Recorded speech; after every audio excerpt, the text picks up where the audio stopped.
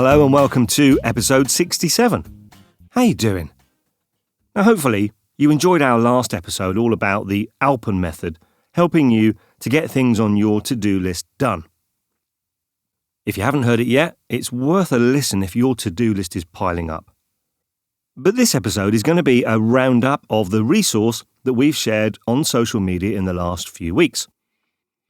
Now, we did this on episode 65 and it seemed to go down well. So we're going to have a look at all the helpful posts, ideas and articles that we've shared on Twitter, Instagram and Facebook. And there's loads. We're going to cover procrastination, time chunks, your why and your how, mindsets, self-sabotage, damaging your brain, dealing with overwhelming to-do lists. Oh, it's all starting to feel a bit heavy going. Recharging, taking things personally, and meditation. There we go. End with a bit of calm. Hopefully there'll be something in there for everyone, so let's go. Now, back in September, we shared 2 Psychology Today articles on Twitter, and they were about helping with procrastination. On the 5th of September, we shared a great article by Robert Tabai, and this article was about procrastination, but it was nicely done because he wrote it as a story about 2 people called Matt and Kim. And this was aimed at helping people with ADHD and anxiety with procrastination, but I think the advice here can help all of us. Well, all of us that suffer from procrastination anyway. Robert gives us all 8 steps to overcome it.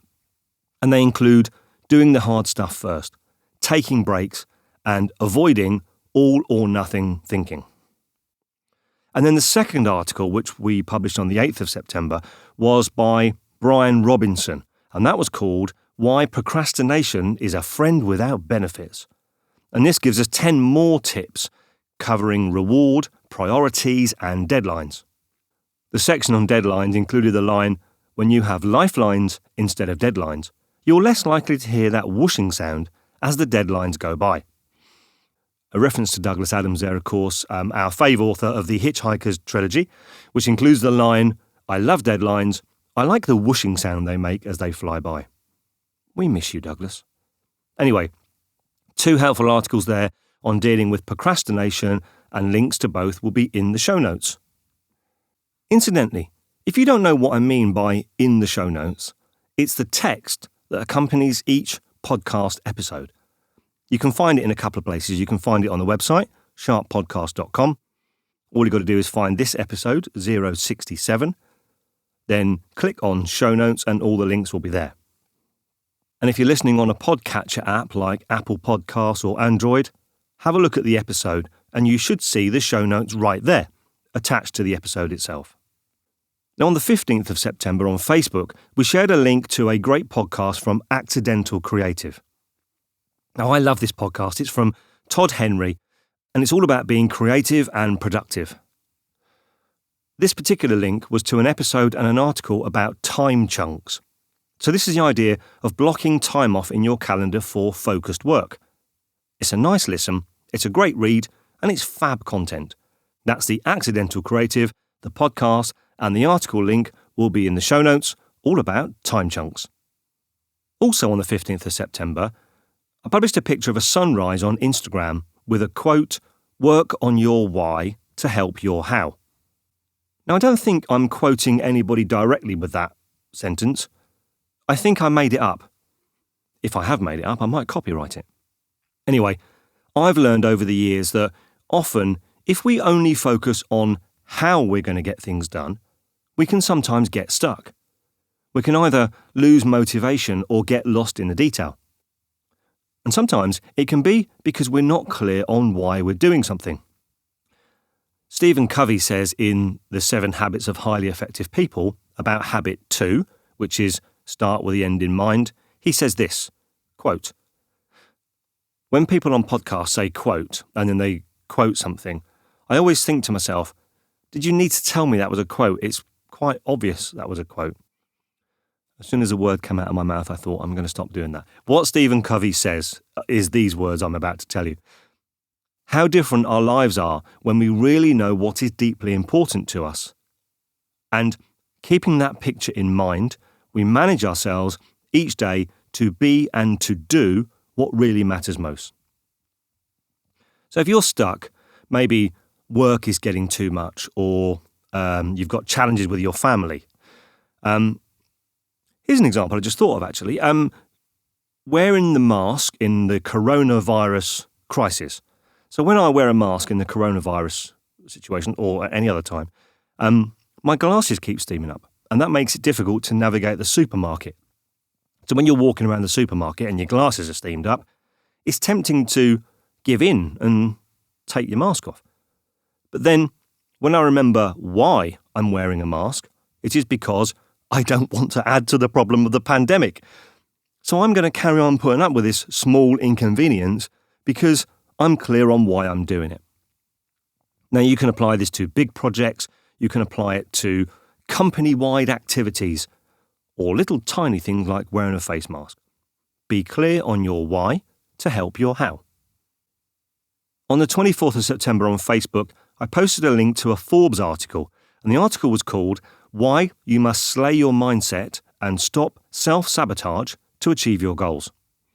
Now, the article link had a picture of Russell Brand with his eyes closed, which seemed a little bit intriguing to me. Now, this article is written by Selena DaCosta, and it's got loads of really useful content about what self-sabotage is and the difference between fixed and growth mindsets, habits, and limiting beliefs. It's a really rich read. We love a little alliteration, and well worth your time. Oh, and the reason for Russell Brand having his eyes closed, that was a picture of him meditating, and there's a quote in the article from him that says, if you were experiencing a lot of self-sabotage, did you notice I didn't do quote then? Anyway, Russell Brand says in this article, if you're experiencing a lot of self-sabotage, that will be coming from your embedded programming. If I don't address that, then I develop a pattern of self-sabotaging in the world of my relationships or the world of my work. End quote. Anyway, that's a great read, so have a look. It's Forbes.com. The article is by Selena DaCosta, and it's all about stopping self-sabotage to achieve your goals. On the 3rd of October on Twitter, I shared an article from thebestbrainpossible.com, and the article was called 7 Modern Lifestyle Habits Doing the Most Damage to Your Brain. Now, this website is a smashing website. It's from a lady called Debbie Hampton, and the subtitle of the website is Information and Inspiration for Anyone with a Brain. So I guess that's all of our listeners, eh? Debbie's the author of books like Sex, Suicide and Serotonin, and she certainly has had some experience that we can all learn from. Now, this article looks at 7 things that can adversely affect how our brains work, and some might surprise you. Now, you might guess at some of them, like things like a lack of sleep or too much stress. But did you know that as your BMI, your body mass index, increases, your brain shrinks? Or that there's a direct correlation between physical exercise and improved brain power? Debbie explains that in 2011, the Mayo Clinic went through 1,600 papers on exercise, and there was no disputing that exercise had a definite positive effect on memory, learning, performance, and motivation, while reducing depression, age-related decline, and the risk of dementia and Alzheimer's. That article is a great read. If you want to help your brain, and I know that mine needs all the help it can get, it's called 7 Modern Lifestyle Habits Doing the Most Damage to Your Brain, and it's at thebestbrainpossible.com. Of course, the link is on the show notes, but I insist on you doing 20 push-ups before you read them. I don't insist on you doing 20 push-ups before you read them. I don't think I could even do 20 push-ups. Right, on the 15th of October on Facebook, we had a look at an article by Leo Babauta at Zen Habits about to-do lists, and specifically what to do with your to-do lists if they are overwhelmingly long. Leo helps with practical advice on prioritising and using short lists. He gives us philosophical advice on your relationship with your tasks, and psychological advice on focusing on one thing at a time. I like this article. Thanks, Leo. Leo and Zen Habits, it's always great value, and I thoroughly recommend having a look at them. So that's When Your Task List is Overwhelmingly Long at Zen Habits, and of course, the link, as always, is in the show notes. On the 18th of October, on Instagram, I published a picture of me laying face down on the kitchen floor. Why did I do that? Because it's accompanied by the words that I have definitely created these words that say, taking time out to recharge is important. If you don't believe me, ask your smartphone. See what I did there? I'm pleased with it. I hope it resonated with someone. On the 30th of October on Facebook, I shared a piece by Lachlan Brown at Hack Spirit, and this was called 11 Tips to Stop Taking Things Personally. Now, for some people, we can get stuck because we find it hard to shrug off things that have happened. And we can spend a lot of time ruminating on what something means or what did I do wrong. Lachlan shares a series of tips to help with practical ideas on things like working on your confidence or putting yourself in other people's shoes or how to deal with your reactions. There's loads here, and if you struggle with this kind of stuff and it's limiting your beliefs, have a read. We like Lachlan. He shares loads of stuff. There's loads of good ideas, and that will be in the show notes. 11 tips to stop taking things personally. Oh, man.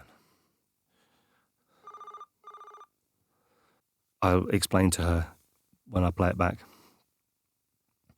On the 7th of November on Twitter, we shared an interesting read from Hack Spirit on some surprising statistics on meditation. Now, I think the days have gone where meditation is this fringe cult activity.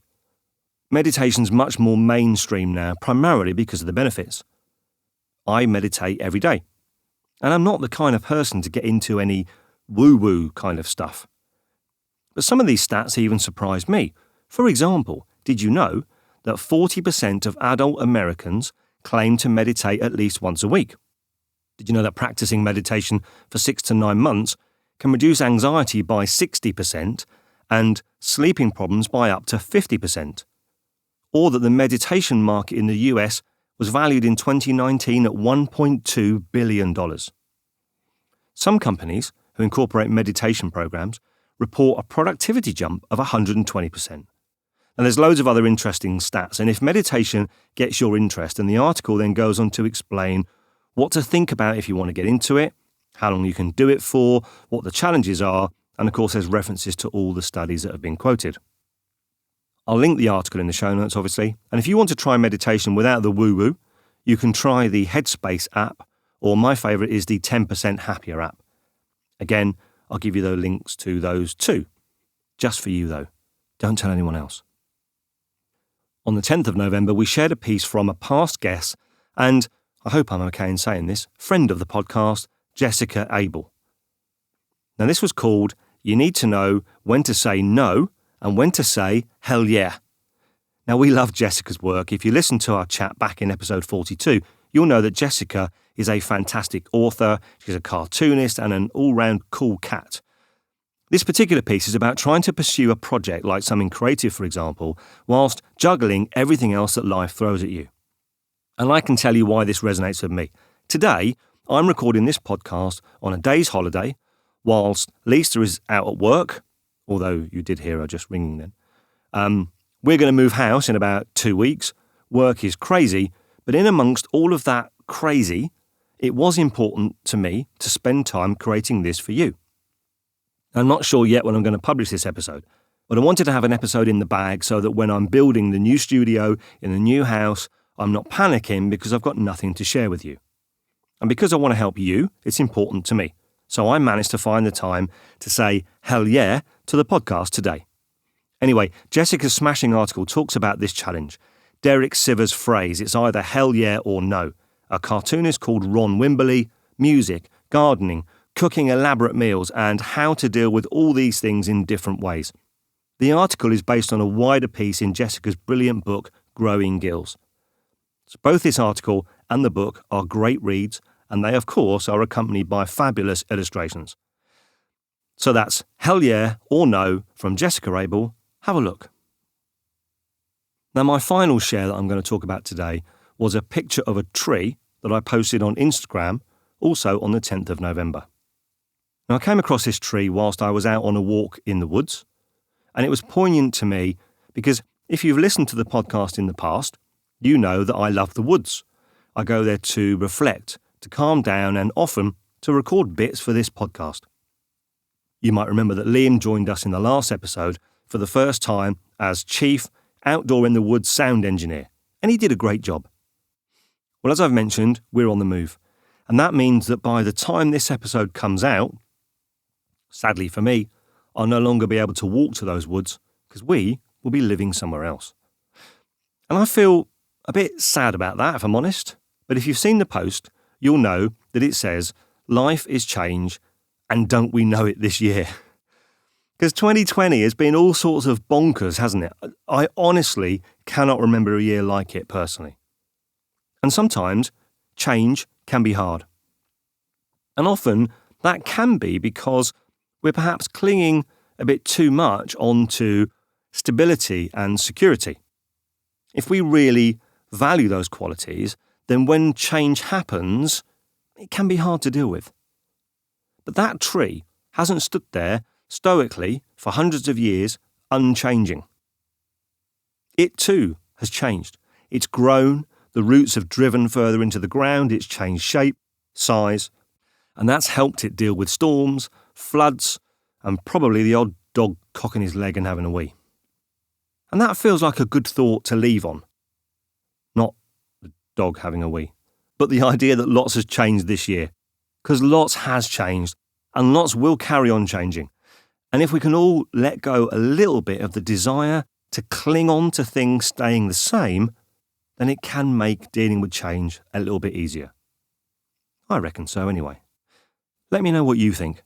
After all, you are the reason I make this podcast. And if it means something to you, then it means something to me. I hope you've enjoyed this episode. Take care. Speak soon.